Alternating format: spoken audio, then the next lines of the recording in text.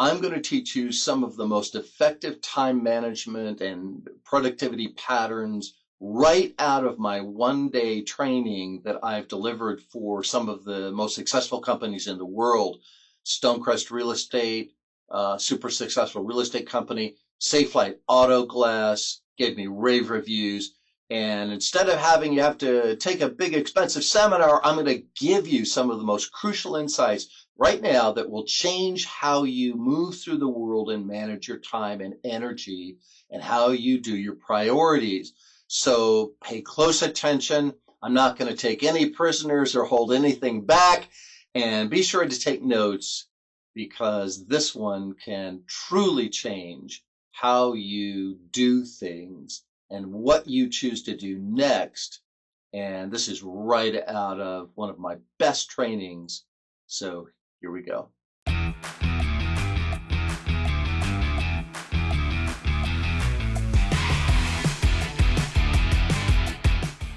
One day, my very first executive coaching client, who was one of the most successful men I'd ever met, he ran virtually the biggest land development company in all of Southern Nevada.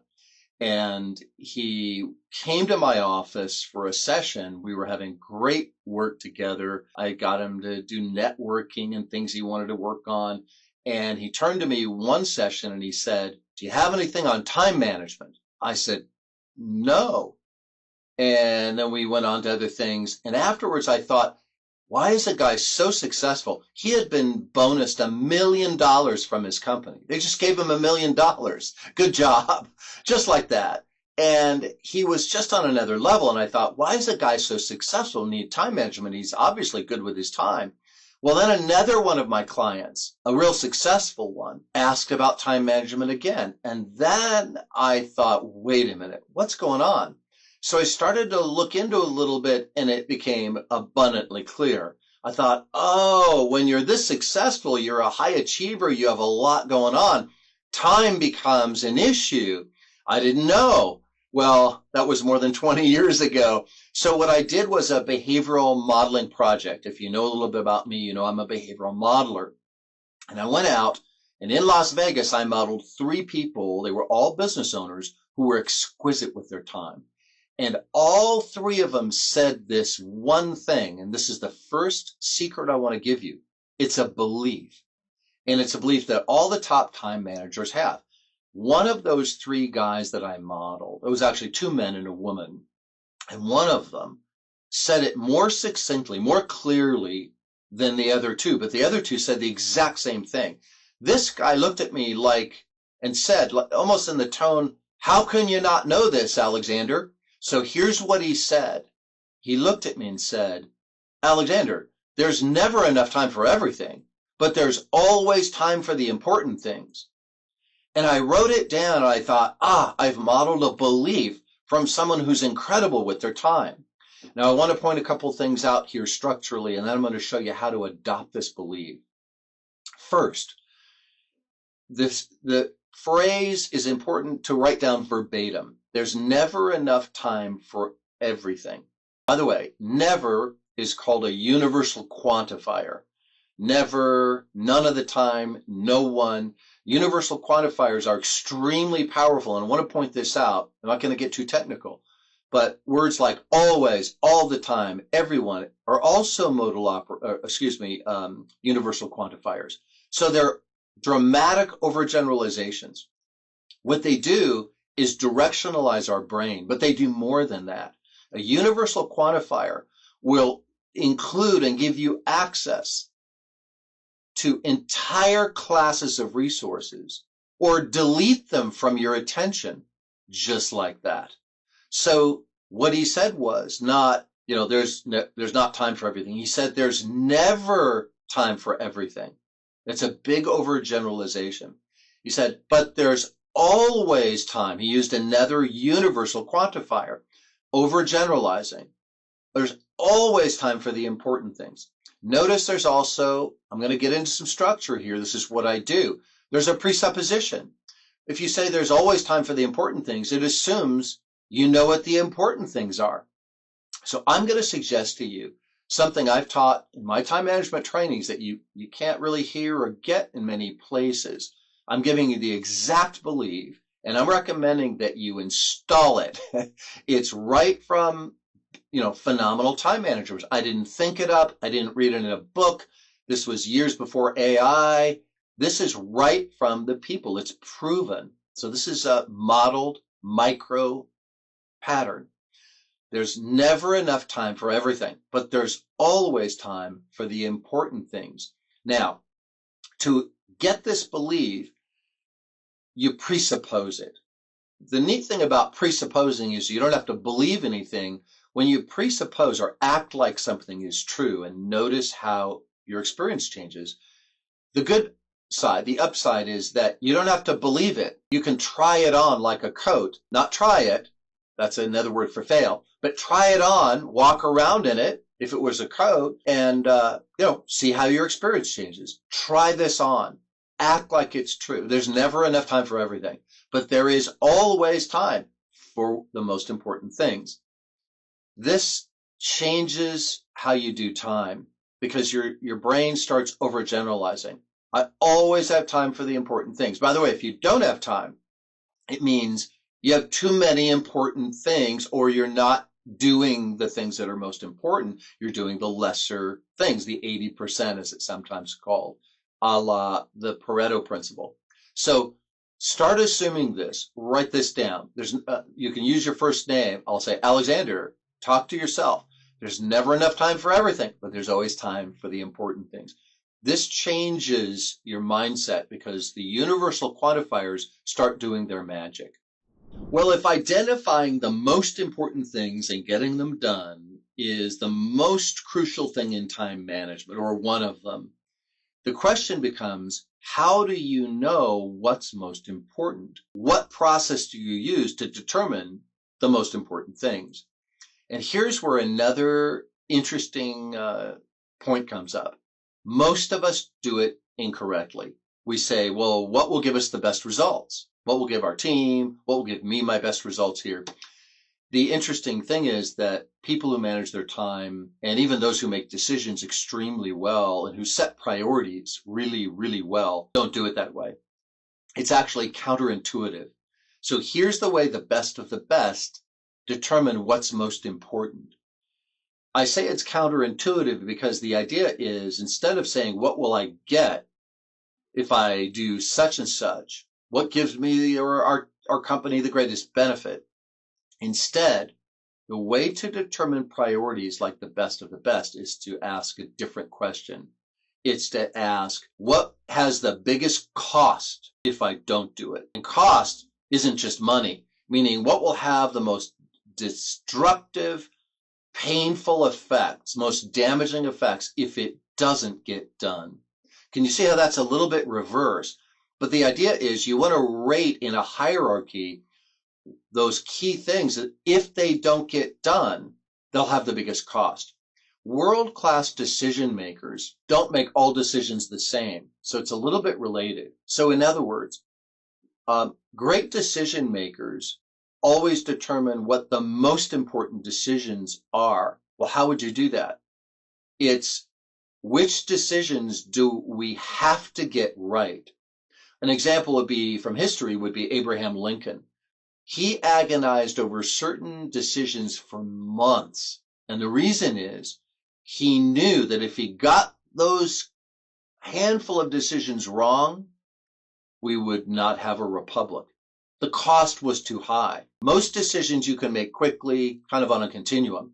But the few decisions that have the biggest cost if you get them wrong and they have disastrous consequences, right? You could lose the war, so to speak. The criterion is not to make them quickly. The criterion is to take all the time you can in the window you have and get those decisions right because so much rests on them. Well, that kind of thinking in decision making, the way the best do it, is very much the same process you want to use for determining right now what's most important in your personal life and what's most important in your business. What is it, if you don't get it done, will have the most damaging effect? And if you're not sure which one, have two that are even, but always it's which one will have the most damaging effect. And that's A1, your priority. This takes a little practice because it's kind of counterintuitive, but start practicing this because it really changes and how you identify what you're going to focus on, what's most important. And there's still great benefits, but this is really how the best of the best do it. A third key I always include in my time management training is the result of asking myself if I forgot everything I knew about 20 some years of studying, modeling time management and effectiveness and productivity, and I could leave myself a note. If I just had amnesia, but I left myself a note of the most important things, what would have to be on it, the top 5. One of them is always this, and if this is all you do, you'll be at a new level at managing your time. Ready?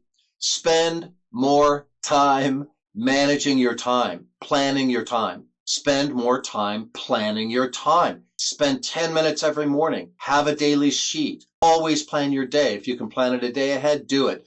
But most people are not spending enough time planning their time. They're being the rabbit, not the tortoise, right? In the famous allegory. They're just running off. They're not even just 10 minutes, not doing this every day, 10 minutes. Take out your day, plan it. Do it the night before, and your subconscious can picture things and dwell on it, sets you up for success. But the big takeaway is right now, schedule on your calendar sometime in your morning routine that you spend a little bit more time planning your time. This will literally make you more effective at managing your time than I could ever say. Another one of the top 5 principles in time management, the biggest secrets, is to get yourself to go in and do those most important things, even if they're difficult, first, and then dwell on them. Brian Tracy, I think, used to call this like the single greatest pattern of time management would be to just get yourself to get in there, do the most important thing, stay focused on it, and refuse to be interrupted by anything else. And he's right. He's written some excellent books on time management. And this principle, though, is so important. One secret is to plan your morning, your first part of your day, so that the first 90 minutes or big block of time is nothing but your A1 priority, and make that a habit. You can take a break and do another 90 minutes. If you're an entrepreneur, make the first 3 hours, get up early, make 3 hours of absolute focus on your number one priority. That's a game changer. But the idea here is to form the habit of doing the first hardest thing before you do anything else. Refusing to check your emails, just put it first and focus on it and get started on it. Know crystal clearly what your top 3 things are. Determine the first one and get in there first thing and nail it. If you make this habit of constantly going in there saying, what's the most vital thing now? What's vital and important? Not urgent, right? There's a difference. But what's important? What'll have the biggest negative effect if I don't nail this, right? And get in there first before anything else. It's actually a matter of what you choose to do next. And if you make this singular habit, it's one of the all-time greatest habits in time management. Let's cut out all the fat. All the fat goes out. This is it. You identify your top priorities. There's always time for them. And you do the most crucial, critical things first as a habit. Do this, and your management of time and energy and effort, your effectiveness will never be the same. It'll be on a whole other level. Really, really work on installing this singular habit. And that's insight number 4. The 5th and final insight I want to give you about time management and productivity and energy and effectiveness is the piece de resistance. If you're an entrepreneur, a business owner, or even really an executive or senior manager, you know that if you're running a company, you must have leverage.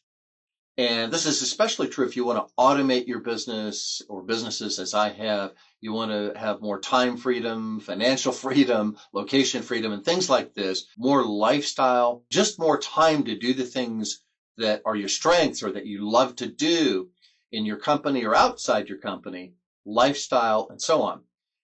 Leverage is getting things done through people, systems, and technology. I made that definition up years ago. Notice that leverage is bigger than management. Management is getting things done through people, but leverage is getting things done through people, systems, and technology. I used this to leverage out of an entire company some years ago, and then another one. So this last distinction is not just that leverage is key and to do it. It's this. If you really want to make a breakthrough on this, you must make leverage a top priority. You need to raise it in your value system. So how do you do that? Well, we all have different ways of doing that. But here's what I see entrepreneurs and small business owners, especially who struggle, do. They talk about leverage and delegating, hiring somebody, and doing the things they know will help them be less involved in their business. But they put it off. They procrastinate it. And it's one of the worst things to procrastinate because it's a catch-22. Then they're back involved in their business. They're constantly doing, and they're not asking the right questions. Who can I bring on? How can I raise the money to hire someone to outsource this? How can I get this done through a person, through systems, through technology? Who can help me do this? Who can do this for me? And on and on. But none of this happens consistently until and unless you make leverage, remember, not just management, leverage a higher priority in your value system. So you have to change your values.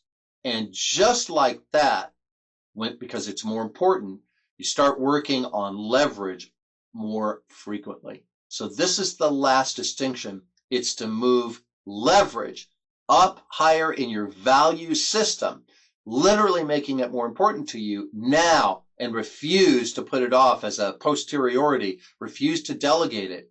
It's a catch-22. If you start putting it first and more important in your value system, you start doing it. It becomes more urgent even. And then you start getting more leverage and you have more time for other things. And you start slowly being less involved in the day-to-day operations of your business. And as an entrepreneur, this is as good as gold. But this is the shift that makes it happen. It can't happen if you just consider leverage or think about it or overthink it. It has to shift in your value system. There you go. Hey, I want to inspire you and encourage you to grab some of the resources. I'm going to drop some links down below. The first is the new scaling mindset. It's the 5 mindset shifts that act as super catalysts for growing and scaling your business. I also have a program called the Workflow Optimizer. I've literally taken scaling a business and broken it down into some of the singular skills, and I put them into little micro courses so you don't have to spend a lot of money. You don't have to sign up for a big high-ticket coaching program. You don't have to build an operating system. All you have to do is build these skills a little bit one at a time. They have a money-back guarantee, 30 days. If you don't get results, let us know. We'll give you your money back. The first one is all about optimizing the workflows in your business. And the other one is even more amazing. I take the mindset shifts to the next level. And then I added the actual fundamental skill for scaling of being able to identify the finest opportunities for scalable growth that exists on the playing field on the board right now for you and your company. Think about having these 2 skills. So, it's unique. I think growing and scaling can be really overwhelming. And what I've done is break it down into bite-sized chunks. You can focus on it. You could probably do this first micro course in a week, the second one maybe 2 to 3 weeks, and you have 2 of the most important core skills for scaling a business. And it's just that simple. So check out the links below and enjoy.